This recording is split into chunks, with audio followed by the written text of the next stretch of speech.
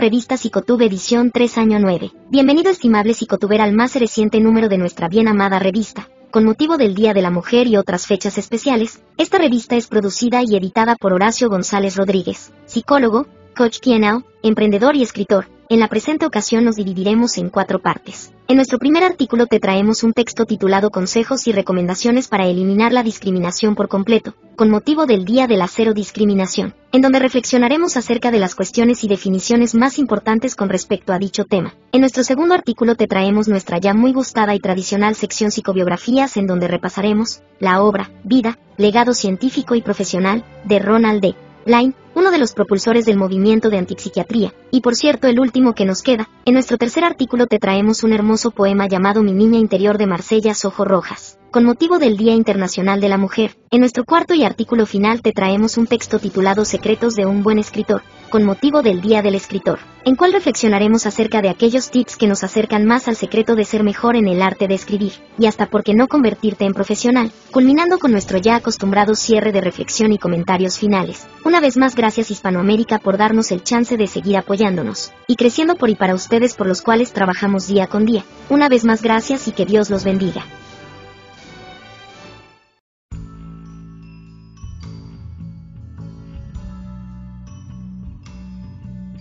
Consejos y recomendaciones para eliminar la discriminación por completo. Conmemorando el Día de la Cero Discriminación durante el presente mes, te traemos una serie de ideas, sugerencias y recomendaciones para intentar eliminarla por completo. Así que definamos conceptos y aclaraciones pertinentes de una vez por todas. Trato diferenciado y desigual hacia una persona o un grupo en diversos ámbitos de la vida social en función de una o varias categorías, sean estas reales, atribuidas o imaginarias, tales como la cultura, el género, la edad o la clase social. La discriminación es un acto que limita o perjudica el acceso a derechos de las personas afectadas. En la actualidad, cuenta también con una acepción positiva, denominada habitualmente, acción positiva, dirigida a favorecer la igualdad de las personas estableciendo, por ejemplo, determinadas cuotas de poder a quienes que se encuentran en situaciones de desigualdad, ejemplo. Medidas para asegurar la representación equilibrada entre mujeres y hombres en las listas electorales. En el marco del derecho de asilo, la discriminación no es considerada por sí misma como persecución, exceptuando sus expresiones particularmente atroces y que, por sí mismas, constituyen una violación grave de los derechos humanos. Sin embargo, un patrón persistente y generalizado de discriminación que resulte en consecuencias sustancialmente perjudiciales para la persona o para el grupo, justifica la necesidad de protección internacional. En el ámbito de las migraciones, destaca un tipo de discriminación debido a su extensión e impacto, las discriminaciones raciales. Siendo el racismo un sistema ideológico, las discriminaciones raciales son una de sus formas de violencia.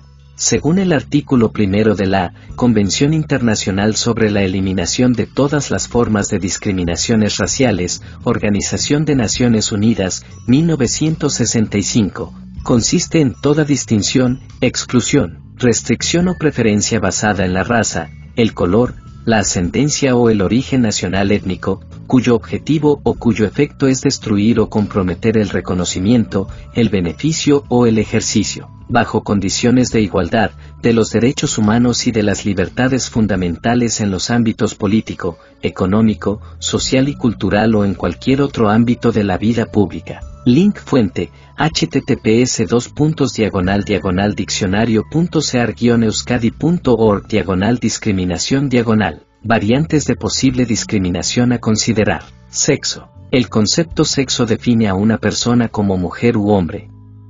La prohibición de discriminación por razón de sexo se aplica también a las personas que tienen previsto cambiar de sexo o ya lo han hecho. Identidad o expresión de género. La identidad o expresión de género implica que una persona no se define como hombre ni mujer, o que ésta, en base a su vestimenta, o en otro modo, expresa su pertenencia a otro sexo. Etnia o pertenencia étnica. El concepto etnia hace referencia al origen nacional o étnico, color de piel o similar de una persona. Religión u otra creencia. Algunos ejemplos de religiones son el hinduismo, el judaísmo, el cristianismo y el islam. El concepto Otras creencias, se refiere a aquellas convicciones que tienen su base o están relacionadas con una afiliación religiosa, como pueden ser el budismo, el ateísmo o el agnosticismo. Sin embargo, no se incluyen aquí las convicciones de tipo político o filosófico. Discapacidad. Una discapacidad es una disminución de las capacidades físicas, psíquicas o cognitivas de una persona. Orientación sexual. La ley define las siguientes orientaciones sexuales: homosexual, heterosexual y bisexual. Edad. La edad se corresponde con la longevidad alcanzada. La ley protege de este tipo de discriminación a todas las personas, sin importar su edad.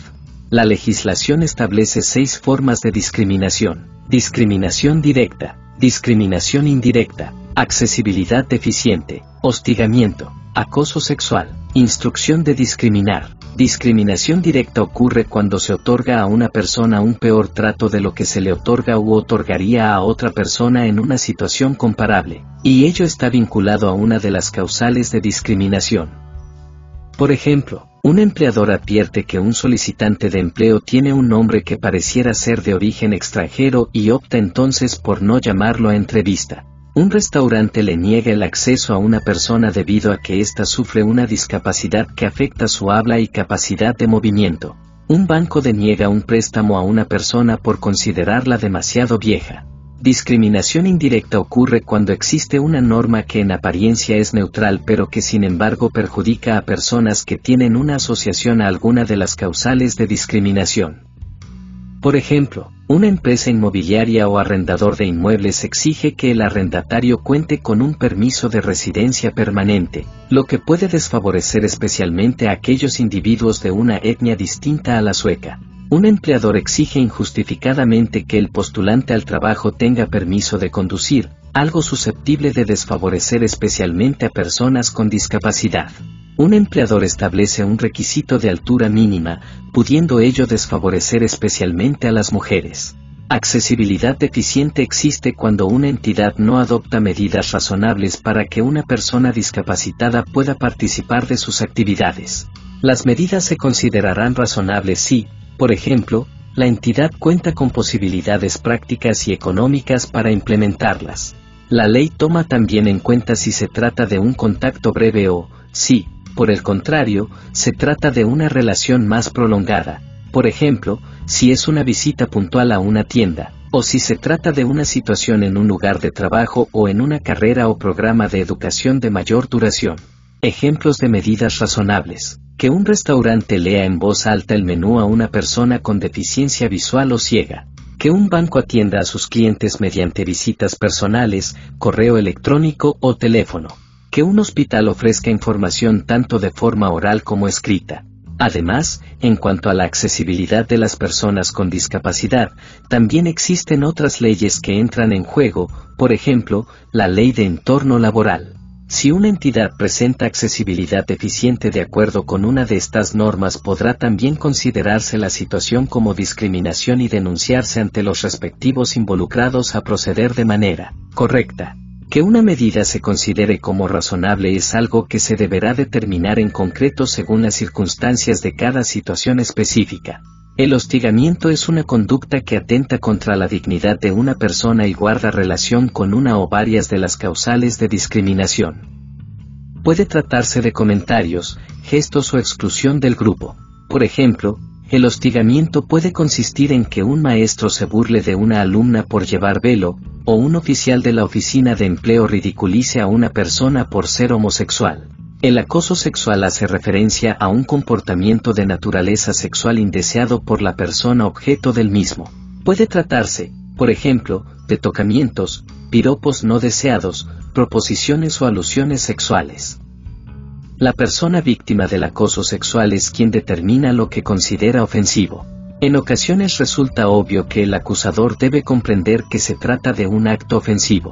Sin embargo, es importante que la persona acosada haga constar ante el acosador que esa conducta no se acepta y que el acosador debe dejar de practicarla. Se considera instrucción de discriminar cuando alguien ordena o instruye a otra persona en situación de dependencia, por ejemplo, un empleado, para que discrimine a un tercero. Por ejemplo, El propietario de un restaurante prohíbe a su personal que atienda a un hombre que lleva un vestido de mujer, o un jefe que insta al Departamento de Recursos Humanos a no contratar personas de una edad determinada. Los denunciantes de casos de discriminación están protegidos por ley de eventuales venganzas o represalias. Puede tratarse, por ejemplo, de un empleador que somete al denunciante a una mayor carga de trabajo. La prohibición de represalia se aplica también a aquellos que han colaborado en un caso o denuncia de discriminación según la Ley contra la Discriminación. Es aplicable independientemente de si la persona ha rechazado el hostigamiento o el acoso sexual o si ha cedido ante este. La prohibición de discriminación es aplicable en los siguientes campos o ámbitos de la sociedad. Área laboral. La prohibición de discriminación es aplicable a personas contratadas, solicitantes de empleo, que realizan o solicitan un puesto de prácticas o se desempeñan como consultores. Educación. La prohibición de discriminación es aplicable a niños, alumnos, estudiantes y solicitantes de plazas en una carrera o programa de educación. Política de empleo y servicios de empleo o bolsas privadas de empleos. La prohibición de discriminación es aplicable a solicitantes de empleo o candidatos asistidos por un servicio o bolsa de empleo. Nuevos emprendedores y empresarios. La prohibición de discriminación es aplicable a la solicitud de apoyo de financiación de aquellas personas que buscan crear o gestionar una empresa. Cualificación profesional. La prohibición de discriminación es aplicable a solicitantes de certificación, licencia u homologación similar para el ejercicio de profesiones determinadas, por ejemplo, médico o intérprete jurado.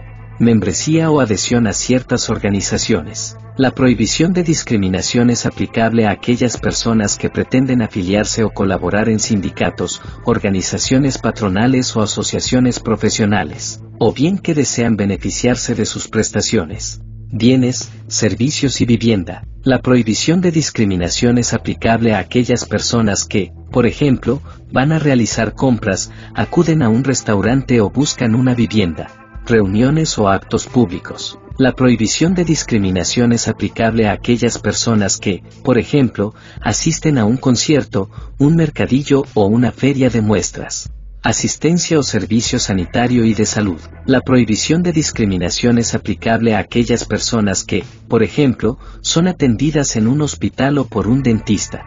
Servicios sociales, transporte para discapacitados y subsidio para adaptación de vivienda. La prohibición de discriminación es aplicable a aquellas personas que, por ejemplo, se ponen en contacto con los servicios sociales. Seguridad social, seguro de desempleo y ayuda económica a los estudios. La prohibición de discriminación es aplicable a aquellas personas que, por ejemplo, solicitan subsidio parental de la Agencia Sueca de Seguro Social o ayuda a los estudios de CSN. Servicio militar o civil obligatorio. La prohibición de discriminación es aplicable a aquellas personas que, por ejemplo, se alistan en el ejército o se inscriben o realizan una formación militar. Trato con la administración pública. La prohibición de discriminación es aplicable a aquellas personas que, por ejemplo, se comunican con una autoridad pública para obtener información, orientación, asesoramiento u otro tipo de ayuda. La legislación contra la discriminación no regula asuntos entre particulares, como, por ejemplo, las relaciones entre vecinos o familiares. La prohibición de discriminación tampoco es aplicable o comprende el contenido de publicidad, televisión, radio, redes sociales o periódicos y revistas. Sin embargo, existen otras leyes y regulaciones en estos ámbitos que establecen límites acerca de lo que está permitido. A los empleados y solicitantes de empleo que van a estar o han estado con permiso parental se les protege de cualquier trato desfavorable o perjudicial por parte del empleador. Esta protección frente al trato desfavorable se aplica a las personas con permiso parental y también a las que están en el hogar cuidando de hijos menores enfermos. Un trato desfavorable puede ser, por ejemplo, no ser escogido para un empleo, ser reubicado en una función inferior en el trabajo o resultar perjudicado salarialmente.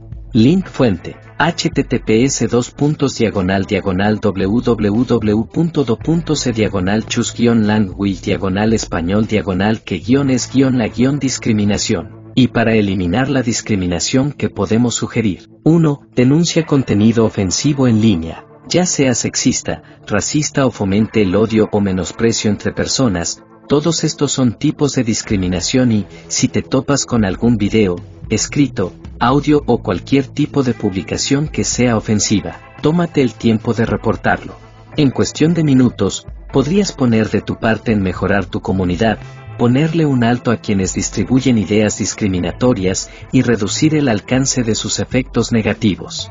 2. Escucha las experiencias de otras personas. Escucha a las personas que han experimentado racismo, ya sean familiares, vecinos o amistades. De esa forma encontrarán algo de consuelo en tu escucha atenta y por tu lado podrás comprender de mejor forma este tipo de situaciones. A veces, es natural pensar que esa discriminación o racismo particular no existe porque personalmente nunca lo has visto, pero también es vital confrontar el hecho de que todas las personas tienen experiencias diferentes. También procura escuchar programas de radio o documentales donde otros cuenten lo que han vivido, de esa forma te será posible entender mejor los prejuicios, privilegios y el trasfondo cultural que llevan a la discriminación en la sociedad. 3. Evita el lenguaje excluyente o sexista. La discriminación puede manifestarse como utilizar lenguaje que invisibiliza a ciertas personas. En español, muchos sustantivos se usan en género masculino para referirse a un grupo de forma general, por lo cual deberíamos optar por sustantivos colectivos no sexuados. Entonces, en vez de decir la historia del hombre, es mejor decir la historia de la humanidad, y en vez de decir los ciudadanos, habría que decir la ciudadanía.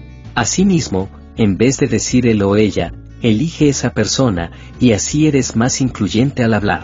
4. Enfréntate mediante el diálogo. Cuando presencies actos discriminatorios, ve la posibilidad de detenerlos. Por supuesto, no se trata de hacerlo físicamente, sino que siempre buscando dialogar. Si oíste un chiste racista, alguien hizo un comentario insensible o trató de forma descortés a otra persona y no puedes detenerlos, espera a que terminen y, después, si te sientes a salvo, acércate en privado. De esta forma, puedes explicar con mayor paciencia por qué su conducta es dañina, y en privado, pues si lo haces en público podrían ponerse a la defensiva y tomar tu comentario de forma equivocada. Eliminar la discriminación puede comenzar hablando con otra persona, así de simple.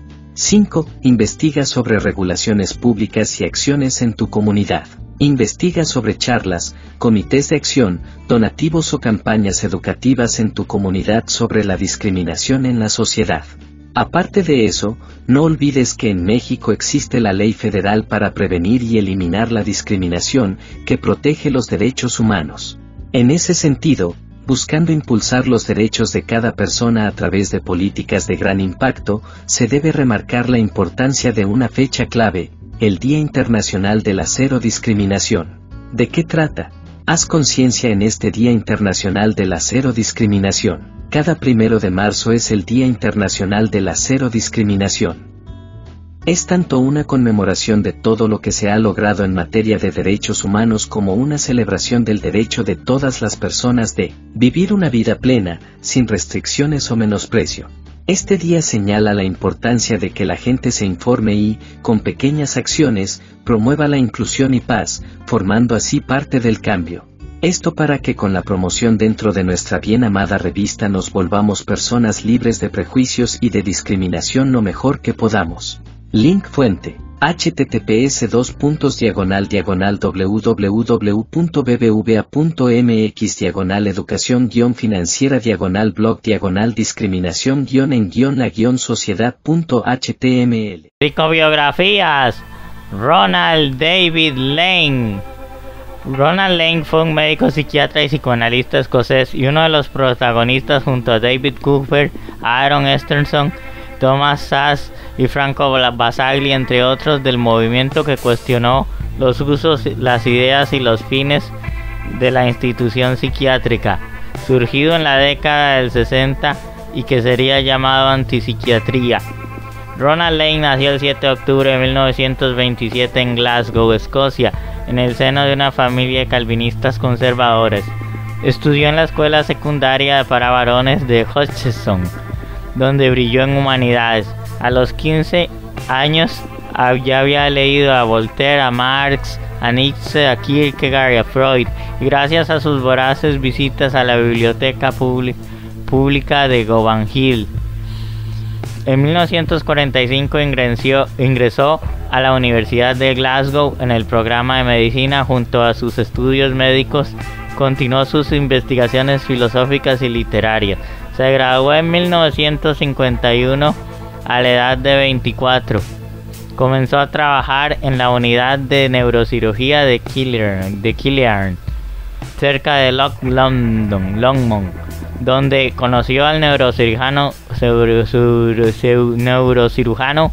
Joe Schrostein, a quien Lane después describiría como mi padre espiritual. Schrostein, hijo de un rabino vienés, estaba inmerso en la filosofía europea y ayudó a profundizar en el conocimiento de Lane de la filosofía continental. Ambos eran un grupo de discusión filosófica que se reunía regularmente en Glasgow. Durante ese periodo todavía había una intensa tradición filosófica en Glasgow, al cual Lane había estado expuesto. Esta tradición estaba atenta al pensamiento existencial europeo y a la escuela escocesa relacionada, conocida como los personalistas. De hecho, el primer libro de Lane, 1960, El Yo Dividido, hace específica mención a uno de los principales filósofos personalistas escoceses, John McMurray, quien afirmaba que las técnicas de la ciencia natural eran inapropiadas para el estudio de las personas.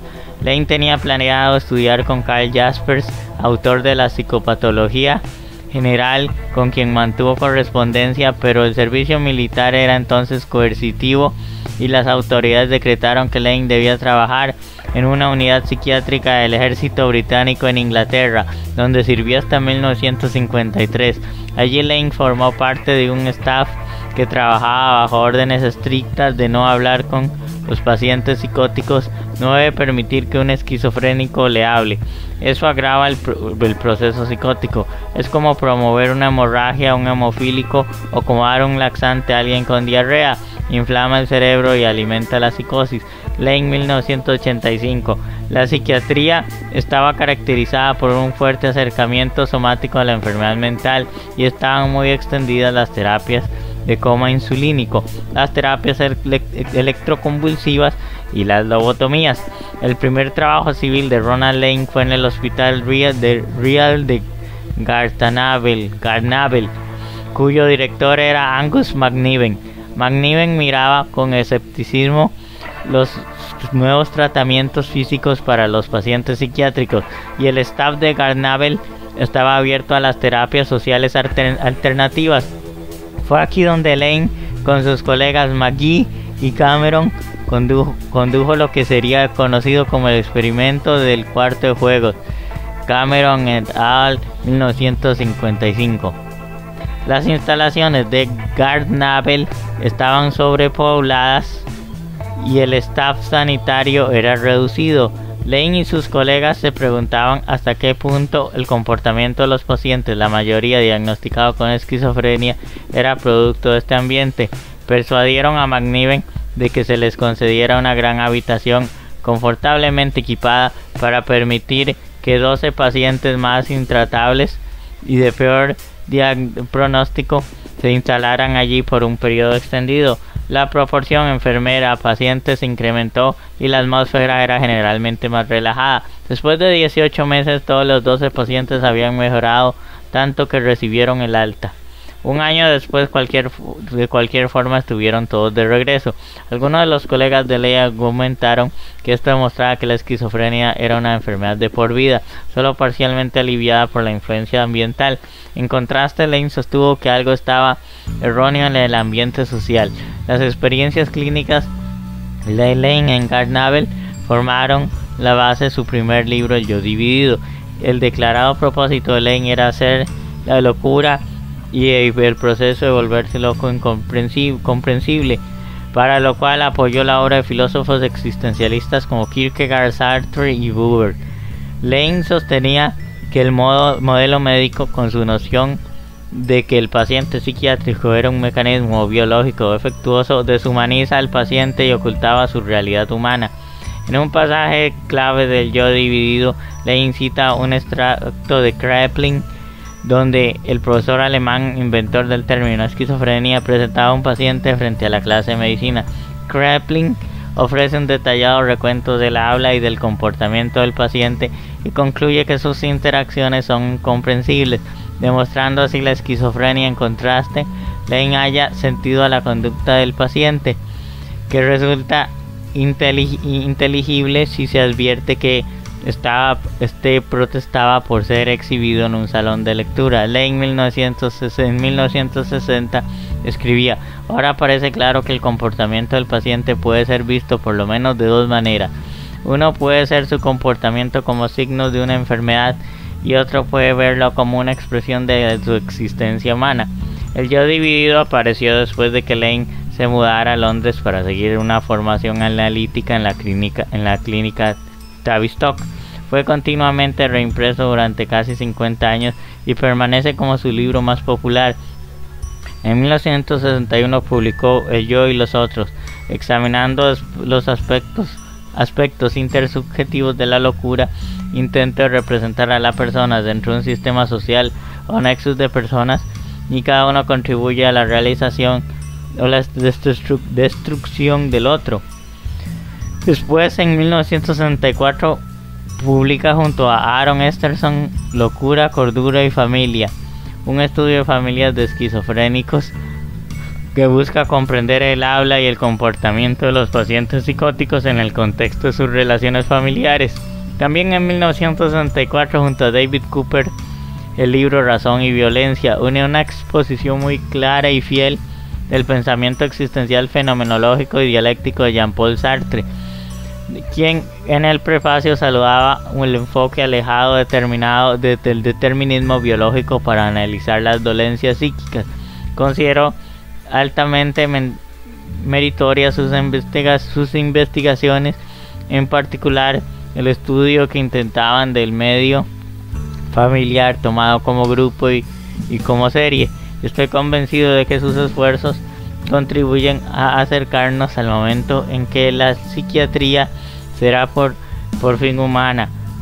El alejamiento de Lane del mainstream psiquiátrico se completó en 1967 con la publicación La política de la experiencia y El ave del paraíso, una intensa invectiva fenomenológica contra la civilización autoritaria remontada por un epílogo literario.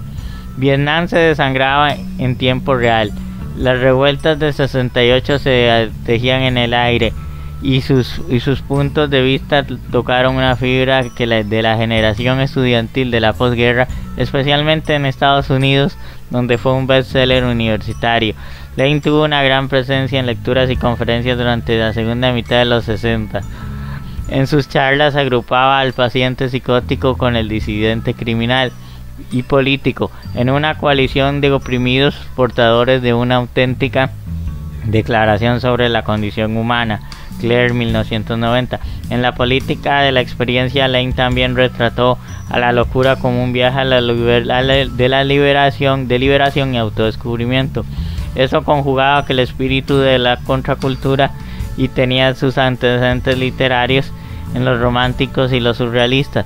De cualquier forma, la ortodoxia psiquiátrica lo vio como una peligrosa esterilización de la enfermedad mental y despreció sostenidamente sus teorías.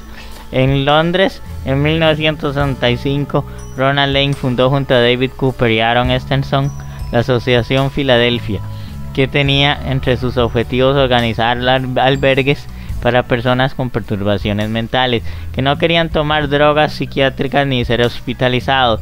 Estas casas, las más famosas de las cuales fue Kingsley Hall, se sostenían en la idea de que la responsabilidad personal de la vida comunitaria y la ausencia de coerción médica era la única manera de restituir al destrozado yo de las personas rotuladas como esquizofrénicas. El filme documental Asylum de Peter Robinson en 1972 retrata la experiencia de la comunidad Archquake. En 1969, Continuó su investigación crítica de la estructura familiar con el libro The Politics of the Family, el cuestionamiento de la familia.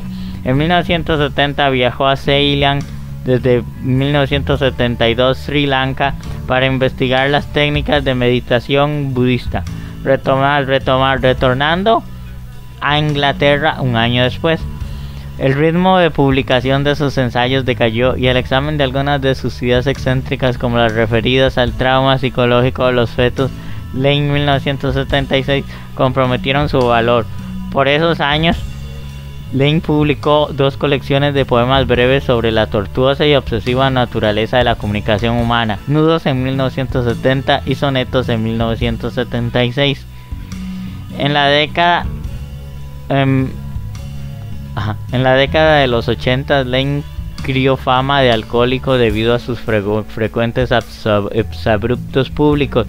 El más leve fue en 1983, cuando fue entrevistado por Anthony Clare en un programa de BBC Radio. Llegó típicamente ebrio al estudio, pero mientras se reponía habló conmovedoramente de su infancia y de su temor a estar sufriendo melancolía de la mediana edad, como su padre y su madre y su padre antes que él, o en sus palabras, la típica melancolía involutiva calvinista escocesa de los de cavilaciones religiosas nihilistas, en Clare 1992. En 1985 publicó que se consideraba uno de los mejores libros de su última etapa. En 1985 publicó uno de los que se consideran los mejores libros de su etapa, Sabiduría, Demencia y Locura, un texto autobiográfico de lectura obligatoria para cualquiera que sea médico o pretenda hacerlo. Clare 1990. En 1987 Lane fue privado de su licencia médica después de una investigación realizada tras la denuncia de un paciente que lo acusó de haber estado ebrio y agresivo durante una consulta. Ronald D. Lane murió el 23 de agosto de 1989, fulminado por un ataque cardíaco mientras jugaba tenis con su amigo psicoanalista Robert W. Firestone. Sus últimas palabras las gastó para pedir que no llamaran a un médico. El legado Ronald David Lane. A lo largo de gran parte de su carrera, Lane estuvo interesado en las causas subyacentes de la esquizofrenia y mostró una clara oposición a los tratamientos de ese momento y se utilizaban para tratar a esos pacientes. Así, Lane trató de buscar alternativas a la hospitalización y la terapia de electrochoque que tanto se practicaba en la época. Lane teorizó que la inseguridad ontológica, sobre la existencia de uno, provoca una reacción defensiva. Esta reacción a su vez provoca que el yo se divida en componentes separados, generando así los síntomas psicóticos característicos de la esquizofrenia. En su obra Sanidad, Locura y Familia publicó una serie de casos de personas cuyas enfermedades mentales consideraban influenciadas por sus relaciones familiares. El enfoque generó mucho revuelo en su momento, aunque su enfoque inicial acerca de la esquizofrenia fue bastante controvertido. Rectificó algunas de sus posiciones en años posteriores. Obras de Ronald D. Lane. Lane R. 1960, El yo dividido. Lane R. 1967, La política de la experiencia, El ave del paraíso. Ronald R. Lane R. 1969, El cuestionamiento de la familia. Lane R. 1979, Los locos y los cuerdos. Lane R. 1982, La voz de la experiencia. Lane R. Cooper y Cooper D. 1964, Razón y violencia. Lane R. 1971, Experiencia y alienación en la vida contemporánea. Links fuentes: https antipsiquiatría udg wordpress.com, biblioteca Ronald Lane, y https lamentesmaravillosa.com. Ronald David Lane, un investigador de la esquizofrenia. Y listo, hemos culminado. Sigan con más de Revista Psicotube. Los esperamos con más y culminen la edición de la revista. Chao, hasta pronto, nos vemos. Poema de la colega y psicóloga costarricense Marcella Sojo Rojas. Con motivo del Día Internacional de la Mujer y honrando esta fecha, vamos a leer uno de sus poemas a su continuación, y este se titula Mi niña interior. Así que adelante. Mi niña interior de Marcellas Ojos Rojas, gracias por esa mirada que siempre inspira pureza, recordando que hay en el alma amor, dulzura y esencia. Gracias por esa sonrisa que ayuda a enfrentar el dolor, alejando todo lo oscuro y recordando que existe el amor. Gracias por esas lágrimas que me permiten crecer. En cada una de ellas me voy a restablecer. Asumiendo como adulta, te agradezco, mi niña interior. Restauraré mi relación contigo desde el amor y la comprensión. Te veré como fuiste creada, como un alma pura y en libertad. Eres mi niña amada, nada nos volverá a separar. Y es todo. Concluyendo este hermoso poema, les esperamos que suscriban, comparten y comenten. Continúen con la edición completa de la revista Psicotube. Esto leído de mi persona para que me inspirara más cercanía con ustedes y con el público de Psicotuber. Así que chao, hasta pronto, nos vemos.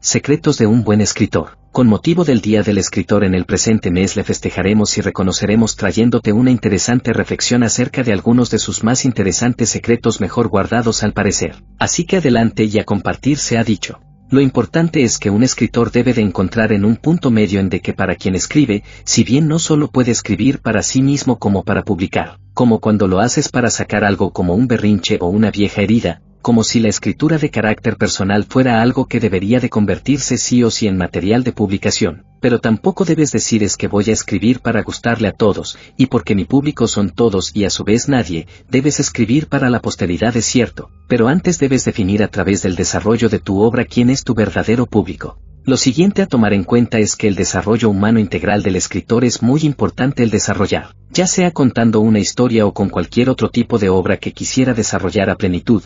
No es que sea malo los que toman cursos de escritor o que sacan la carrera de escritor, pues siempre se aprende y todos los caminos son diferentes y los sujetos involucrados con sus respectivos destinos, pero no es algo que sea de regla obligatoria en este caso. Lo importante es encontrar las áreas de desarrollo de cada sujeto en cuestión y sacar lo mejor de cada uno, a través de la educación y los procesos respectivos de introspección y desarrollo personal, o terapia psicológica por así decirlo, desarrollo y ayuda espiritual. Entonces puedes crecer a través de talleres de todo tipo según te sirvan, procesos terapéuticos necesarios. Leer a los buenos y encontrar tus héroes o ídolos dentro de la literatura, aquellos que te inspiren en lo que te gustaría hacer, que te sean de utilidad para convertir tus obras y desarrollar tu estilo de escritor particular. Lo que sí he aprendido es que los escritores, sin importar qué tan alto sea su nivel, tienen o dan señas de presentar como esbozos de su estilo personal, aún por completar y desarrollar. Madurar, por demás decirlo, es como cuando te dicen oye me parece como que escribes bonito o interesante, por demás decirlo, y los estilos de escritor en vez de ser rimbombantes y súper adornados, suelen ser sencillos, claros y directos, pero con su propio toque o estilo personal de escribir.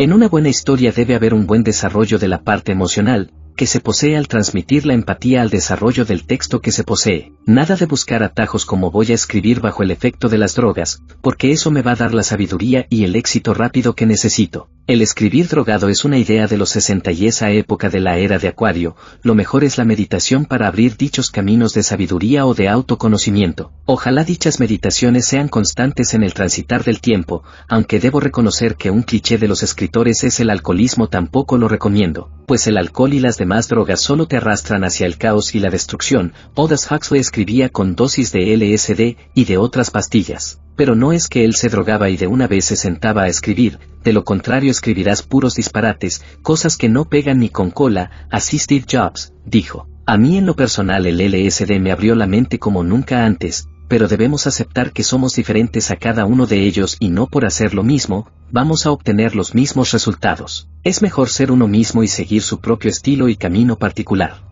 El nutrirse con lenguajes diferentes puede incrementar nuestra creatividad. En lo personal me ha ayudado mucho el cine en el devenir de mis historias con ese increíble lenguaje en el que yo paso el tiempo aprendiendo de pero puedes usarlo de las radionovelas o cualquier otro lenguaje que te hayas encontrado distinto o relacionado a los géneros literarios. Veamos algunas recomendaciones más por considerar. No esperes la inspiración. Según el escritor Andy Rooney, si te gusta escribir y necesitas tener una idea, lo mejor que puedes hacer es sentarte en un lugar y no salir de allí hasta que tengas un proyecto en mente. Cree en tu trabajo. Según el autor John Toland, uno debe confiar en su capacidad y persistir en el área de la literatura en la cual estás interesado para poder aumentar y mejorar la escritura y su estilo. Crea un esqueleto. Si necesitas escribir una obra completa y no sabes por dónde empezar, es interesante hacer un esqueleto con todos los temas y cuestiones que se debatirán en el texto y luego empezar a escribir. El escritor Tom Wolfe cree que este proceso puede acelerar el tiempo de escritura del texto. Sumérgete en la cultura y los medios de comunicación. Ray Bradbury apunta que todas las personas que quieren escribir deben leer poemas, ensayos, obras de teatro, cuentos, novelas, cómics y revistas. Además, es importante ver películas y escuchar música a menudo. Según el autor, esto hará que te sientas inspirado para escribir todos los días, siempre lleno de ideas. Sé tú mismo. Según el escritor David Morrell, es importante ser uno mismo cuando se escribe para evitar contar una historia de una manera incómoda, sin escoger el estilo y el tipo de texto adecuado. El trabajo nunca termina. Antes de finalizar la edición de un libro o un texto, trata de completar la historia e incluso reescribir partes que no eran claras. Según el escritor Larry L., es esencial tomarse un tiempo para leer el texto varias veces antes de entregarlo. Familiarizarse con el lector. De acuerdo con Jay Anson, su trabajo puede ser un fracaso si no está familiarizado con el lenguaje del lector y su manera de pensar. Según el escritor, en otras palabras, esto significa que el comprador termina asumiendo el papel de líder, es el que está pagando para que escribas. Lugares pequeños. Según la escritora Danielle Steele, busca un lugar cómodo para escribir y tener ideas nuevas. Las habitaciones pequeñas puede ser una alternativa, al menos para aquellas personas que se sienten más seguros en el interior. También puedes enseñar. Según el autor Dick Francis, si se puede enseñar algo nuevo al lector, casi puede considerarse una victoria, porque cada vez que aprenda, mayor será el deseo de seguir leyendo el texto. La confianza supera el talento. Incluso tú tienes grandes ideas, es imposible escribir bien sin tener confianza. De acuerdo con la escritora Gloria Steinem, si la persona no confía en su trabajo no pueden mostrar talento en este. Link fuente: https://blog.autoreseditores.com/redacción/consejos-de-escritura -10-secretos-de-los-mejores-escritores- ¿Debes querer ser escritor de verdad? ¿Quieres ser escritor? Vale, pero ¿hasta qué punto? Para conseguir la maestría en cualquier disciplina necesitarás una continua dedicación. Así que párate unos segundos y medita con sinceridad cuánto deseas ser escritor. ¿Quieres escribir de vez en cuando, por puro ocio? ¿Quieres acabar una novela por cabezonería o quieres ser un escritor reconocido para vivir de ello? Por mi parte, siempre he querido aprender japonés. Me gusta mucho la cultura japonesa y sus obras, pero dependo de las traducciones para disfrutar de sus historias. En el mejor de los casos pasan meses o años antes de llegar en castellano o pueden no salir nunca de tierras niponas. Por esto quiero saber su idioma, pero ¿merece la pena el esfuerzo de aprender japonés? Claramente no, al menos para mí. Tendría que utilizar mucho tiempo y esfuerzo para alcanzar el nivel suficiente. Es algo que me gustaría, pero tampoco pasa nada si nunca aprendo. Para ser escritor, con una calidad decente, hay que dedicar tiempo. Hay que formarse, bien sea por cursos o de forma autodidacta. Hay que sacrificar tiempo, olvidarnos de muchas actividades de ocio y perder horas de sueño. Si quieres ser un escritor de verdad tienes que luchar por ello y conocer el siguiente secreto, aunque es muy obvio. Si quieres ser escritor, escribe. Hay que escribir. Ten una pequeña libreta y un lápiz siempre contigo, transfórmalos en tus mejores amigos, en tus confidentes. Al empezar el día escribe lo que esperas de él. Escribe cuando bebes el café, digo café por ser más popular, yo prefiero té. Escribe cuando esperas el autobús o cuando viajas en él. Escribe en tus descansos, cuando estás en el cuarto de baño. Llega antes a tus citas y escribe un poco mientras esperas a otras personas. Escribe un diario antes de dormir sobre lo ocurrido durante el día. Exprime tus pensamientos en un papel cuando te sientas confuso. Escribe, escribe, escribe todo lo que puedas. No existe ningún artefacto ancestral que te convierta en un gran escritor, lo único que te conducirá a tu meta es la experiencia. Pero no te obsesiones por escribir todo el tiempo con una calidad impecable, eso déjalo para cuando estés en el escritorio. Escribe chorradas. Un diario. Cuando estés en el autobús inventa la historia de algún pasajero, o de la persona que ves por la calle. Escribe palabras al azar hasta que poco a poco tengan algún sentido. No te preocupes por la calidad, más vale escribir 2000 palabras al día que 200 impecables. ya te preocuparás más adelante por corregir. Mientras más escribas, mayor soltura adquirirás cuando quieras plasmar en el papel esa idea que ronda tu cabeza. Olvida el pánico a la hoja en blanco. Si te habitúas a escribir podrás contar lo que quieras y cuando quieras. Nadie va a leerte. Sí, nadie. Es duro pero cierto. ¿Por qué iba a perder a alguien su tiempo en leerte si eres un don nadie? Con todos respetos. Lo mismo me pasaba a mí al principio, pero al menos veo cómo poco a poco llegan mis palabras a otras personas, por ejemplo, cuando lees estas líneas. Por eso es importante tener un blog, un Wattpad o cualquier otro medio que facilite leerte. Cuando empecé a publicar en internet apenas conseguía visitas, pero con constancia he llegado a más personas. Los amigos y la familia siempre tratarán de darnos un empujón al principio. Pero si no son lectores, lo harán por el compromiso. En mi caso podría decir que de cada 20 personas que me piden mis cuentos solo una lo acaba leyendo. Sí, 1 de cada 20, pero no son lectores habituales. No dependas de ellos si no son lectores. Tampoco te sientas dolido si no te leen, por muy cercanos que sean. Busca tu público. Sé constante y poco a poco verás cómo ganas visibilidad. Lo que nos lleva al siguiente punto. Marketing digital. Venga, quería hablaros sobre cómo ser escritor y os salgo con el marketing online. Vaya tomadura de pelo, pensaréis. Pero es necesario, a no ser que te guste jugar a la lotería, o a cualquier otro juego de azar con porcentaje muy bajo de victoria.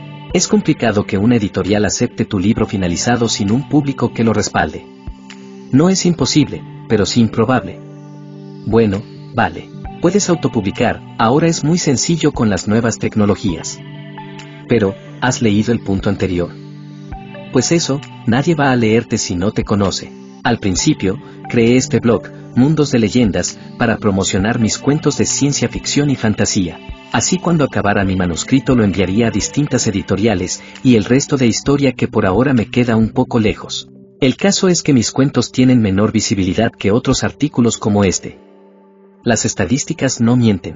Mi mayor número de visitas dependen de Google, son sobre técnicas o información sobre la escritura. Antes no me sentía nada orgulloso, pero ahora trato de enseñar a otros sobre mis conocimientos.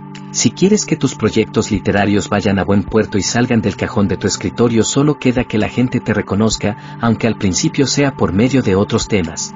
Eres tu mayor enemigo. De todas las personas que existen en todo el planeta, tú eres el más peligroso para errar en el camino hacia tu objetivo. Hay que ser conscientes. Es muy fácil decir más tarde lo hago, estoy cansado, no tengo ganas. Procrastinar es muy sencillo, casi instintivo, pero luchar contra ese estado tan evasivo solo depende de nosotros. Por eso hay que escribir todo lo posible. No es cuestión de ser positivos para alcanzar nuestros sueños, es cuestión de voluntad.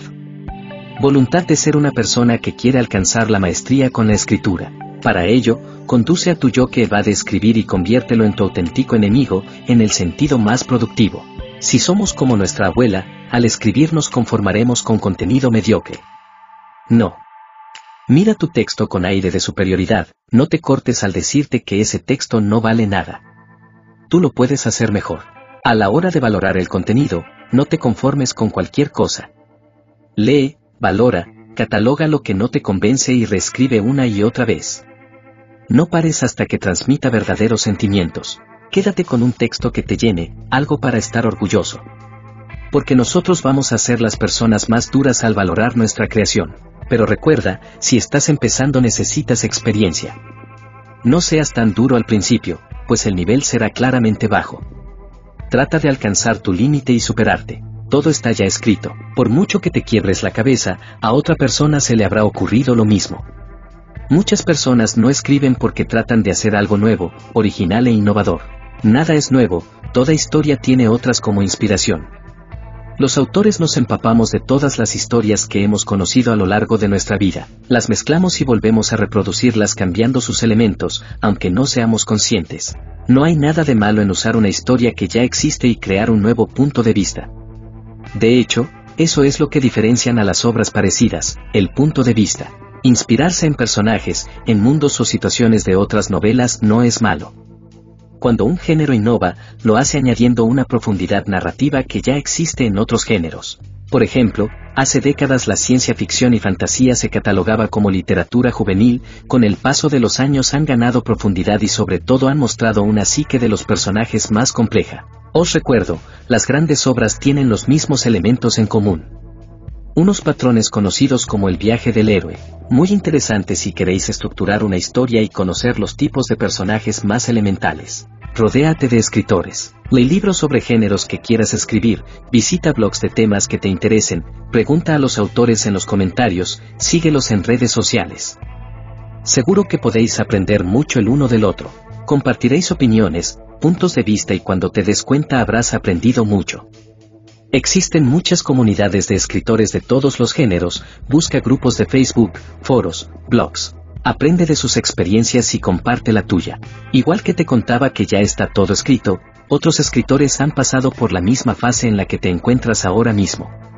Si ves que tu red social no funciona, observa cómo lo hacen otros. Si no sabes sobre qué escribir en tu blog, inspírate con otros blogs ofreciendo tu punto de vista. Pero, sobre todo, no te rindas nunca. Link fuente, https://mundosdeleyendas.com/herramientas-secretos-para-consejos-ser-escritor. Escribe. De los millones de consejos para ser escritor que te encontrarás, este, y el siguiente, es el único al que deberías hacer caso. La escritura es como un músculo. A menos que seas un portento de la naturaleza, para desarrollar un músculo tienes que entrenar. Usain Bolt dijo en una entrevista que la diferencia entre él y otra gente es que él pasó 4 años entrenando para correr 9 segundos, mientras que la mayoría lo dejan a los pocos meses porque no ven resultados. La escritura tiene curvas de aprendizaje. Todos sabemos escribir al salir del colegio, pero no todos somos escritores. De la misma forma que todos podemos correr, pero no somos Usain Bolt. Para ser escritor debes entrenar y no hay mejor forma de hacerlo que escribiendo. Te diría que tienes que escribir todos los días, pero como no soy un robot, sorpresa, soy una persona como tú, no lo haré. Porque sé que es muy complicado. Hay días de mucho jaleo, trabajos absorbentes, familia, planes y necesidades básicas como el descanso. Además, hay situaciones complicadas, malas rachas y otros cientos de cosas que te alejan de la escritura. Lo que sí que te diré es que escribas mucho. Que lo hagas siempre que puedas. Que te fuerces de vez en cuando si es necesario. Hazlo de forma consciente, fíjate en tus errores más comunes y trata de solucionarlos. Escribe una novela, escribe relatos, sal de tu género y explora nuevos personajes y situaciones. Entrena. Lee. La lectura también forma parte del entrenamiento para el escritor.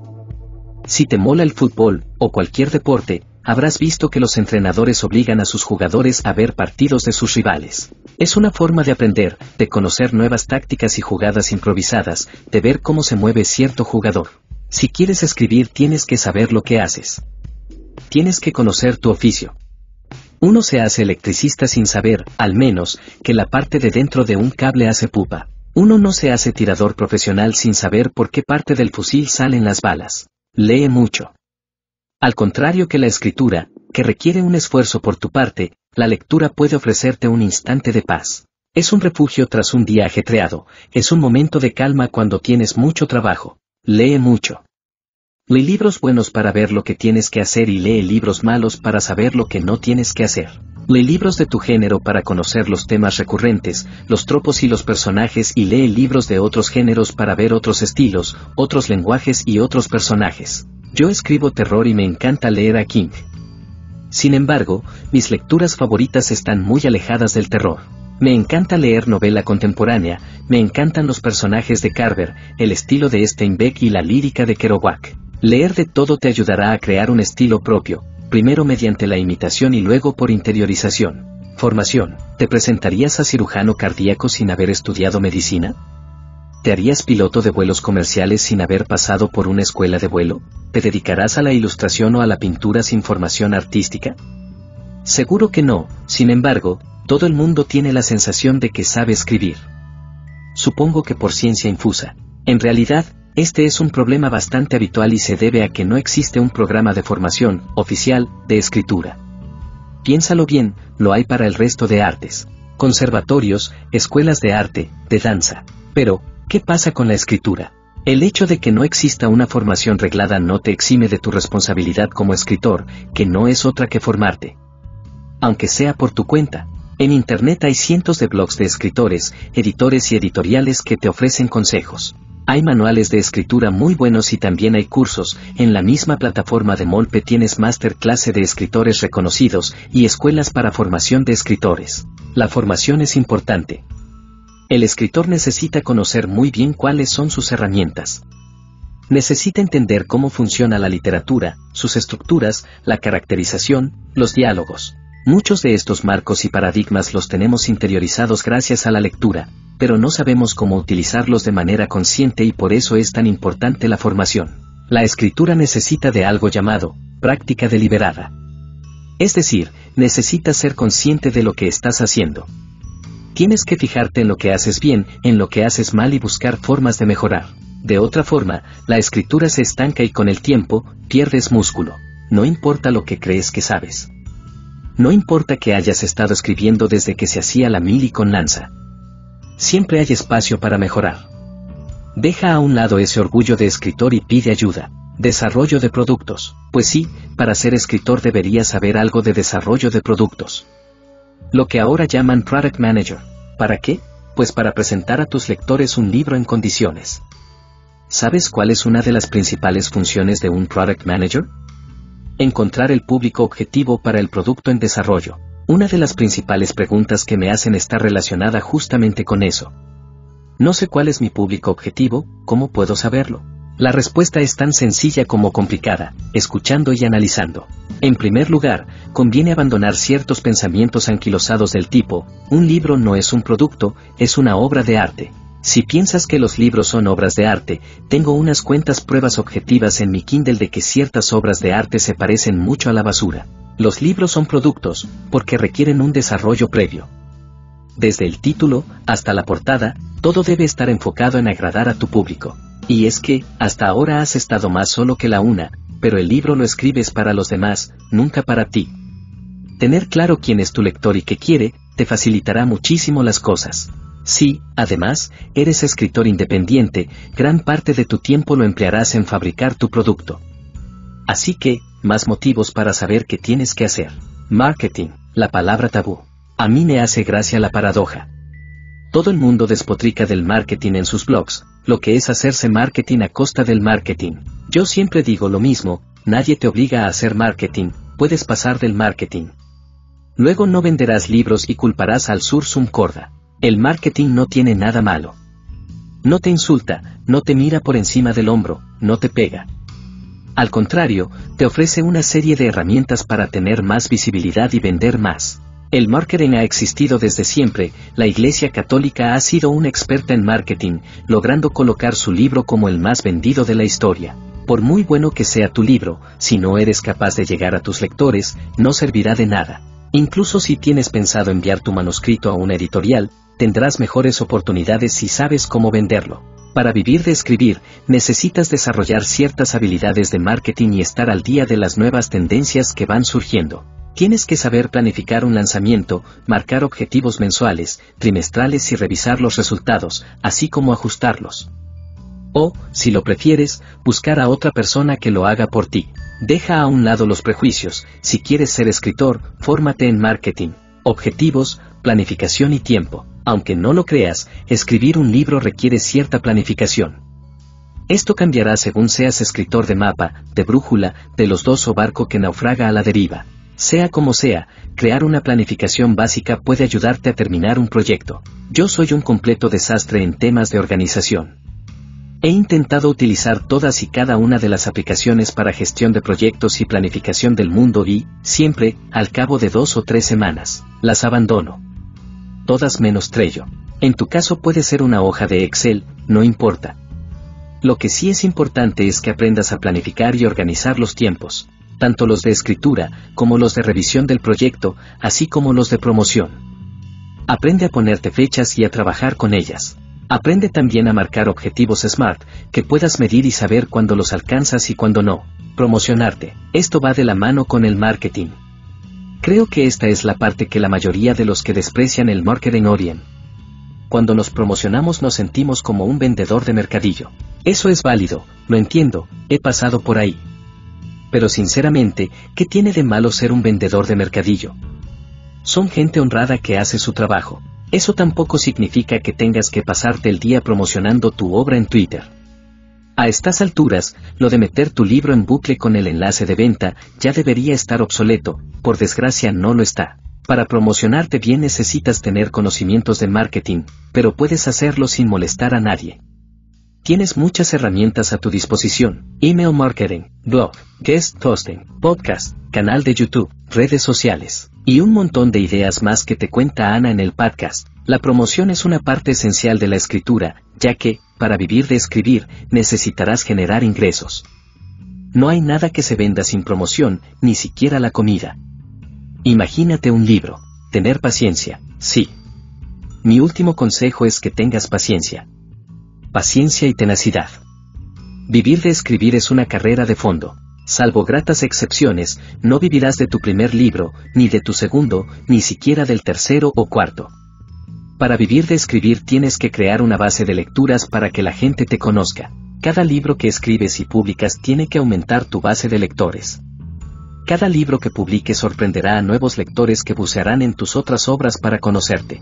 Ana dice algo muy cierto en casi todas sus charlas: tus libros nuevos tiran de los antiguos. Es como cuando descubres un grupo de música nuevo en Spotify, lo más normal es que te vayas a buscar todos sus grandes éxitos. Escribir es un trabajo muy solitario. También es duro, doloroso en ocasiones y casi siempre ingrato. Por si no fuera poco con todo esto, por el camino te encontrarás personas desagradables que tratarán de hacerte la zancadilla, compañeros envidiosos que tratarán de perjudicarte, editoriales de dudosa calidad y honradez que pretenderán aprovecharse de ti y lectores impertinentes, o personas pagadas para que dejar malos comentarios. Ante esto no puedes hacer nada. Va con el oficio. Por eso necesitas grandes cantidades de paciencia si quieres sobrevivir a tu primer año como escritor. Conviene no desesperar y seguir tecleando. Link fuente: https://marketingonline para escritores.com/consejos-vivir-de-escribir-. Y para concluir, en nuestra bien amada revista te recomendamos practicar mucho, escribe y aprende hasta que mejores. Por ahí lee bastante y más de lo que te interesa. Aunque puede ser que te interese una historia o libro y que descubras que no es lo que esperabas y no te guste y hasta te decepcione, calma, pues suele pasar. Y que pases un feliz día de El Escritor en el presente mes festejado dentro de nuestra presente edición.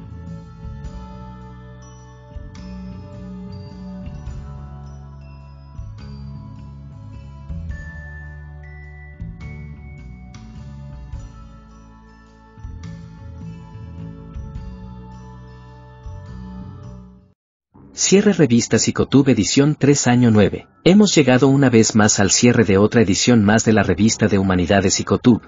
Los dejamos con nuestro acostumbrado cierre de reflexión y comentarios finales. Recuerden suscribirse, compartir y comentar, dar me gusta o lo contrario. Recuerden unirse a nuestro grupo de Facebook de la revista, continuar dejándonos sus generosas contribuciones en el PayPal en la cabecera del canal. Adquirir mis libros, novela Neoapocalipsis, Cuando los psicólogos escriben tonterías volumen 1 y 2, y Psicología y videojuegos volumen 1. Gracias por el constante apoyo y Dios mediante nos vemos en el siguiente número de nuestra bien amada revista. Chao y hasta próxima.